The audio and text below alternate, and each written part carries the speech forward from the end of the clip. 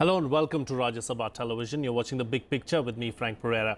British voters dealt Prime Minister Theresa May a devastating blow in a snap election she had called to strengthen her hand in Brexit talks, wiping out her parliamentary majority and throwing the country into political turmoil.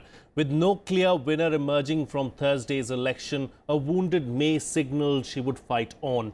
Her Labour rival, Jeremy Corbyn, once written off by his opponents as a no-hoper, said she should step down. In the aftermath of one of the most sensational nights in British electoral history, politicians and commentators called her decision to hold the election a colossal mistake and derided her performance on the campaign trail. In this edition of The Big Picture, we will analyse why things went so wrong for Theresa May and what the future has in store for UK politics. Joining me on the programme today are Umu Salma Bawa, Professor, Centre for European Studies, JNU; Neeraj Srivastava, former diplomat; Pramit Pal Chaudhary, foreign editor of the Hindustan Times; and Kamal Mitra Chenoy, Professor, School of International Studies, JNU. Thank you to all my guests for joining me on this edition of The Big Picture. Salma Bawa, I'd like to start with you, of course.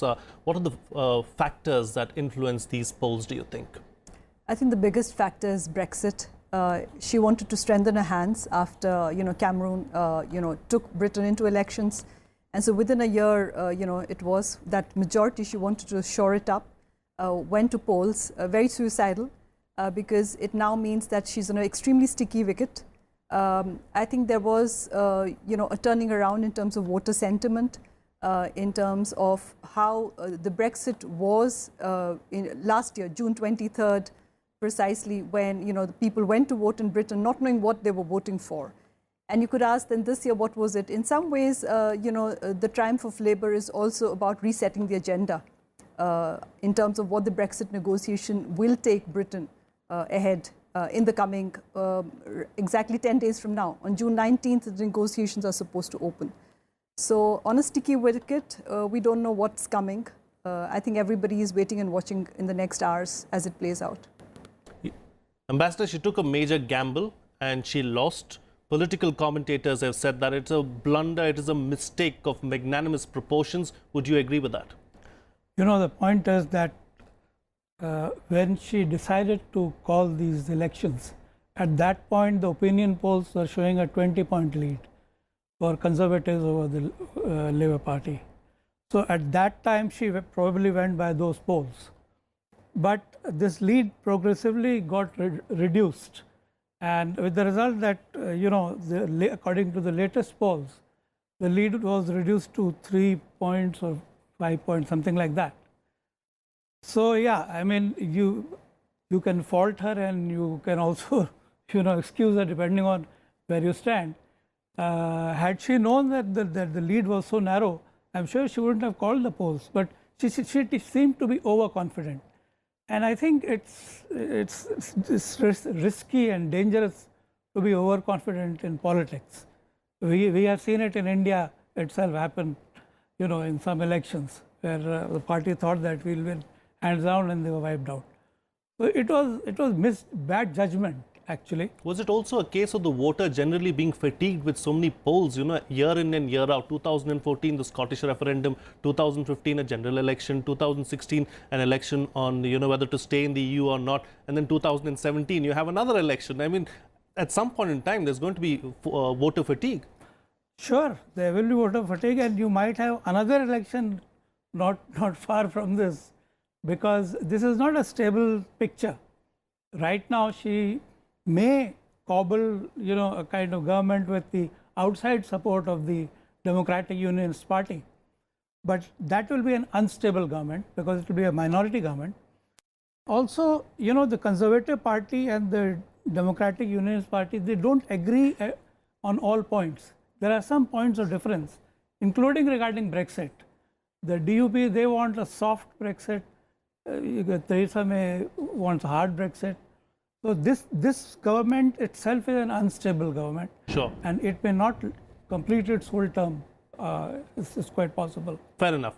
Kamal Mitra Chenoy, what seems to have changed over the last few months from having a 20-point lead to what the figures show us today? What has gone wrong? Well, it's ironic, taking off from what the ambassador said. The Guardian and other sort of left-leaning papers were extremely critical of Jeremy Corbyn for not having stopped the election. They said it was just too much of a gamble. But I think what also happened was that, after all, there are a lot of news of Europe in England, and what was happening in Greece, what was happening in Spain, in Portugal, and all of that, made people rather cautious about what economic policy should be. Also, Jeremy reached to the old slogans: reduce tuition, increase minimum wages, renationalize the National Health Service, renationalize the railways. That appealed to a lot of people, and yet it was on his ground also quite adventure, because no one expected that Labour would actually do as well as it did. And if you look at the numbers, I mean, the Tories are with 316, as the ambassador said, 10 short of a majority, but they lost 12 seats. Yeah. Whereas Labour with 261 won 31 seats, though the Scottish National Party lost 19. So Labour really went against the mood. And now see what the Tories are saying. George Osborne, who's the ex-finance minister, he called the results catastrophic. And Anne Soubry, a Tory MP, may have to reconsider her staying in office. So paradoxically, if Jeremy had not won well enough, he would no longer have been Labour Party leader, which would have given the Tories a huge size of relief, as well as the Blairites inside Labour. But now he is virtually unassailable, and Theresa May, if she is going to be somewhat countered or forced to shift a bit by the DUP, they have very strong leaders. I mean, Ian Paisley may not be around, but they are very anti-Catholic, as they showed in Ulster. So it's not going to be an easy, cohabitation. And I think what people are saying is right. This government is not going to last very long. Sure. Because the Labour has tasted blood. Those against Theresa May, who were sidelined, inside the Tories, they're also going to be pushing. But in all this, the Brexit factor is not going to work the way any one party does. They will have to work out some kind of coalition to tackle that issue. Because it is clear that Jeremy Corbyn... Some kind of give and take. Give and take, but try not to give as much as Greece has done, or Portugal, or Spain, or those countries. Indeed, fair enough. Pramit, a lot is being said about whether or not Theresa May should continue. This clearly is a vote against Theresa May and her policies, and possibly even her Brexit policies. So, on moral grounds, should Theresa May step down?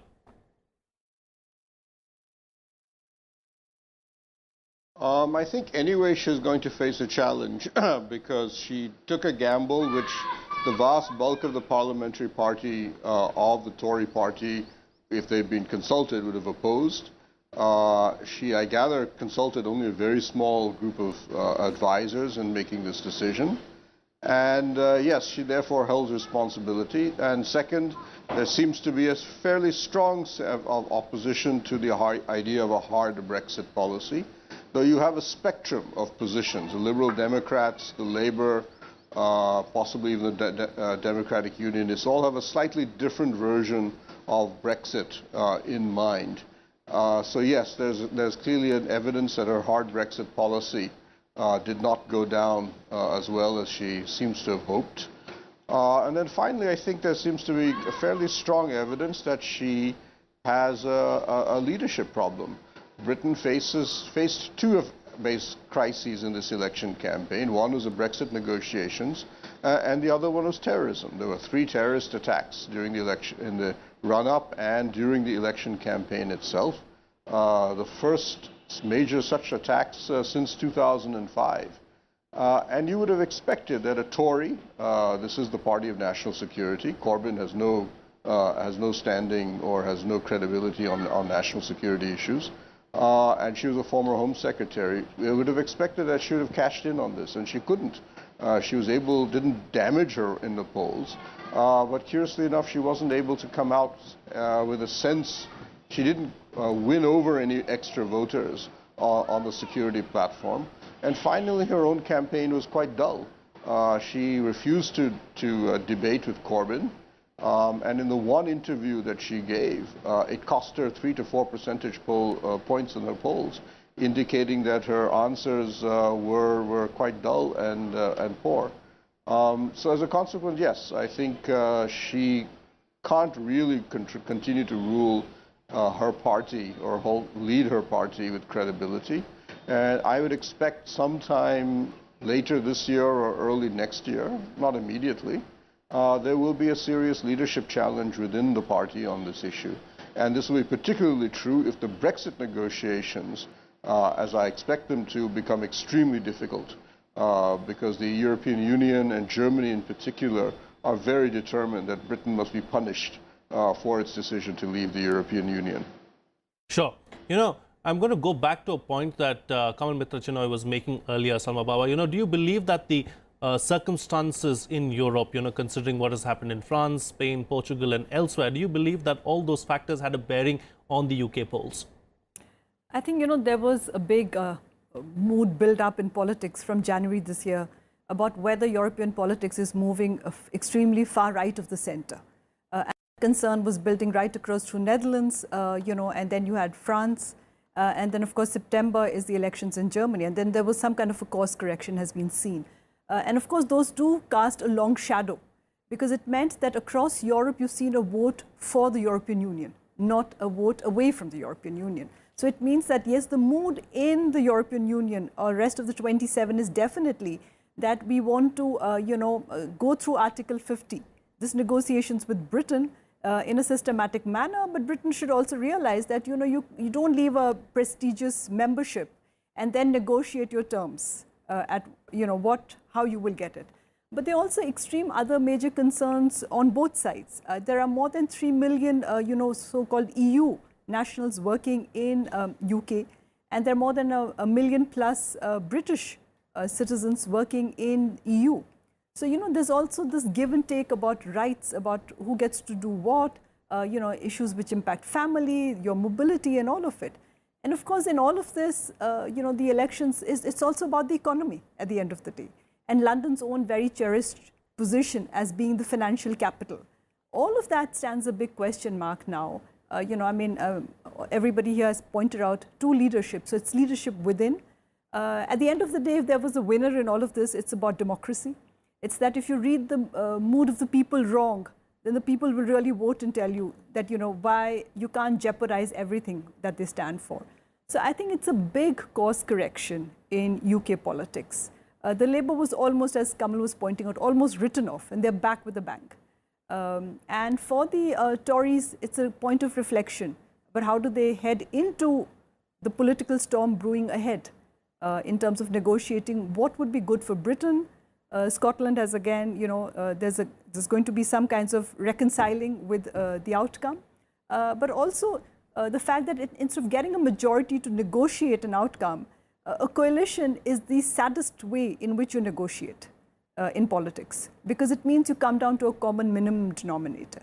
Yes. And that would really make it hard, you know, as everybody in the panel has said, there are strong leadership issues. If she took the party into elections and did not get even a simple majority, does she have the moral right to even continue to form a government and then lead the government into negotiations?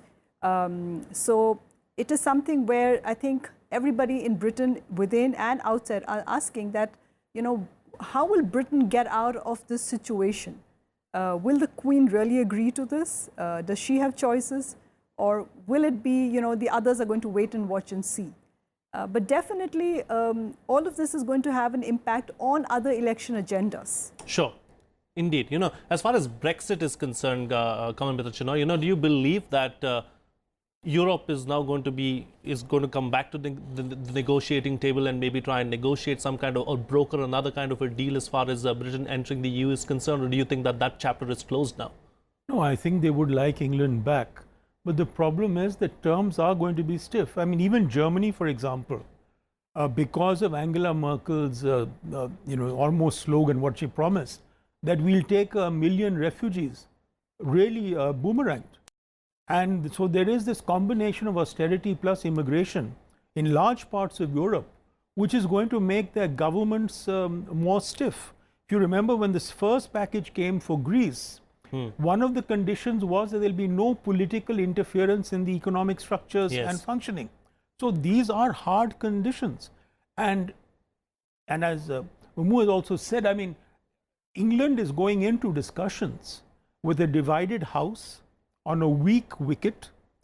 And I mean, if they're going in, do they think they're going to get better terms than they would have got in a EU? Because after all, England being a financial capital also means a lot of finance is invested in Europe. Sure. So I think I was there when Brexit was taking place. And to me, really, it seemed a combination of austerity plus immigration. That was what the vote was really about. But when you want to renegotiate, that doesn't then count. And so I think what Theresa has probably unwittingly done is, instead of having a strong negotiating base, she has created a weak negotiating base. And I think that will have reverberations in her party.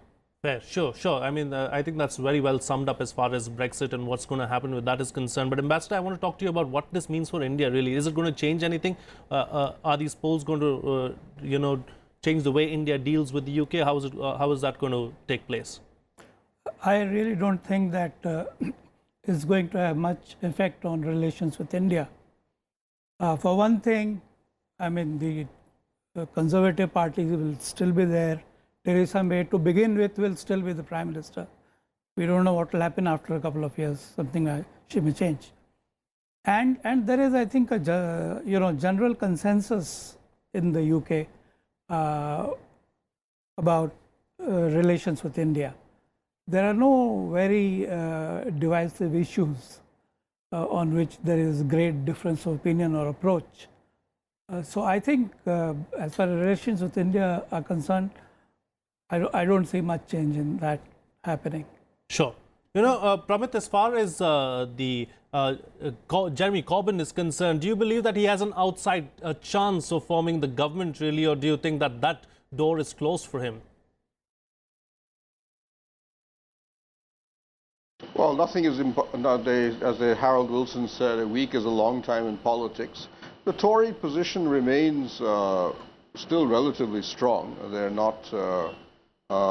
Their vote share, for example, has barely budged. I think it fell only by about 1 or 1.5 percentage points.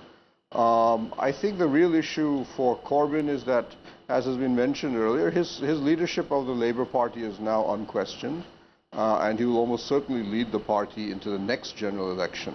I think for him the real question, or for anybody in England, is how long will the present Tory government last? Will it be able to actually finish its full term? I have my doubts. Not only is it a minority government, but it is about to enter into very complex negotiations with a relatively shaky mandate. In fact, it doesn't really have a mandate at all. And therefore, as the negotiations progress, I would suspect that they will get either stuck on 1 or 2 major issues, or even if they are completed, the government will have to go back to the electorate for some stamp of approval, which would seem to indicate that this government will have to go back to the polls well before it completes its term.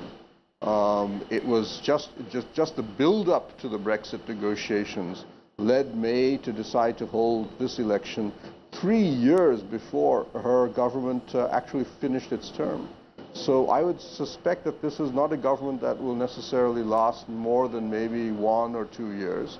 Therefore, that would be Corbyn's opportunity, if you wish, to push forward both a vision of Brexit that is different from the Tories, a softer or at least a more moderate Brexit. The Labour Party has talked about a customs union. They've talked about maintaining the European Convention on Human Rights, potentially staying within the judicial structure of the European Union, and maintaining the workers' rights and environmental programs of the European Union, all of which the Tories have been threatening to rip apart.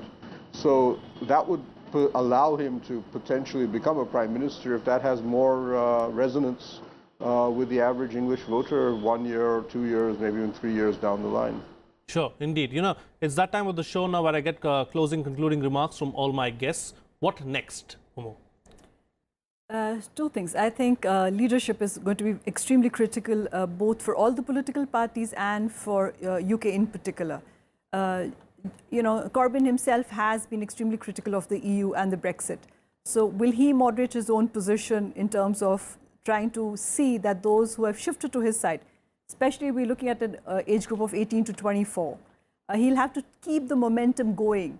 You know, if the ball should be dropped by the Tories, to be stepping in and then leading Britain on. For Theresa May, the afternoon is going to be extremely important. If the Queen should say yes, then can she lead and be successful to get a deal for Britain from Brussels, which will, it's not just about saving grace, but about keeping advantages for Britain and the door to the continent open. I think that's going to be important. For the Scottish National Party, I think it's at this point wait and see. And for the rest, it's all about, like, you know, the pound has taken a sharp fall. Yes, the pound has taken a sharp fall, and that's something that they need to deal with really, immediately as well. Immediately, yes. You know, I mean, I think of course it will course correct and come back, but I think all the other currencies have been nervously watching. Nobody has swung into it. But I think these are early days which are casting long shadows, which portends even, you know, not, you know, the air over UK is going to be really something which is going to be dark and difficult. And if the mood turns even more somber, then I think Brussels will be willing to give less, and a coalition government will find it very difficult to lead a country out, you know, and especially an economy out of the downward spiral. Because, you know, I mean, unemployment, the youth, national health care, you know, all of these issues are on the list, which need to be addressed. And so they are going to be extremely critical. Everything comes down to leadership and the ability to bite the bullet and take those decisions, whether in terms of, is somebody going to rise, and are we going to see more politicians' role, or are we going to see any statesman kind like behavior? Indeed, indeed. It remains to be seen. Of course, the next few days and few months will show us exactly that. Ambassador, you know, I want to go back to a point that was made earlier about terrorism. I think Pramit was making that point. Do you believe that the attacks before and to the lead up to the polls had an impact on these elections? You know, the Manchester attacks, for that matter, or the London attack, and, you know, and so on and so forth. Well, I mean, it definitely could have had a negative effect because people don't want such incidents, you know, in the country. And definitely it wouldn't have it helped the Conservative Party. The timing was very bad, you know, just a few days before these elections. So yeah, unfortunate. But one more thing which needs to be pointed out is that about these both, you know, Manchester and London terrorist attacks, there was an element of blowback in it. That some of the people who were involved had also, you know, with the blessing of the government, been in places like Libya and Syria and other places. And there is a link, there's a clear link if you read the relevant literature. Right. So, I mean, the lesson for European governments and others is that, you know, when you do these things, then there could be a blowback also. Indeed, indeed. Kamal Mitra Channa, what's the lesson from this election as far as, you know, Europe and the UK is concerned? Well, one thing on terrorism, you know, the Tories are supposed to be tough on terrorism, on national security. And yet, under their rule, not only do three terrorist attacks take place, but a number of them are people who are of British citizenship. So that kind of blowback is very frightening for a country. It's one, having people come from the Arab world in, but to have homegrown terrorism is frightening. So I think that did hit the Tories, because national security is not a big slogan for Labour, but it is a very big slogan for the Tories. Second thing I'd like to say is, you know, in the last couple of years, the economic financial situation in Europe has not really improved. Yes. And therefore, there's going to be very hard bargaining. So in retrospect, I think some of these leaders will be wondering if Brexit was something that really helped them, or actually something that weakened them for the negotiations that had to come. And I don't see the European Union leaders are really going overboard to help Britain out. Sure. Because they like to put them in their place. Indeed, and you believe that's what's happened as far as And this going is to concerned. happen. Yeah, okay, and going to happen as well. Pramit, close the show for us with your concluding remarks. I think that May will have two basic issues up before her.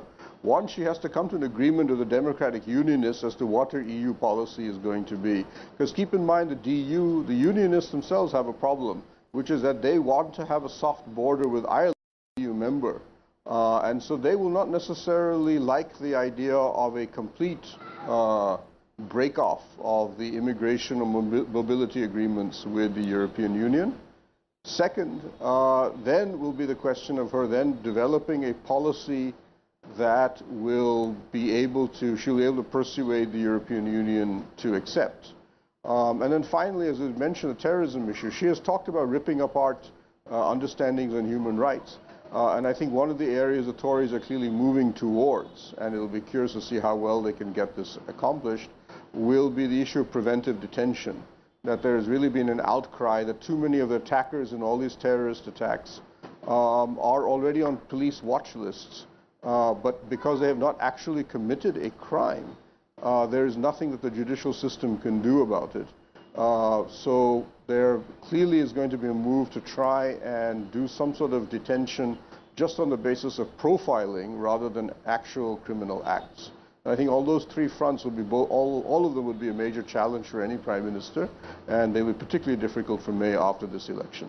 All right, on that note, we'll have to call it a wrap on this edition of The Big Picture. Salma Bawa, Kamal Mitra Chinoy, Neeraj Srivastava, Pramit Pal Chowdhury, thank you so much to all my guests for joining me on the program and putting things into perspective for us. That's all the time we have. See you again next time.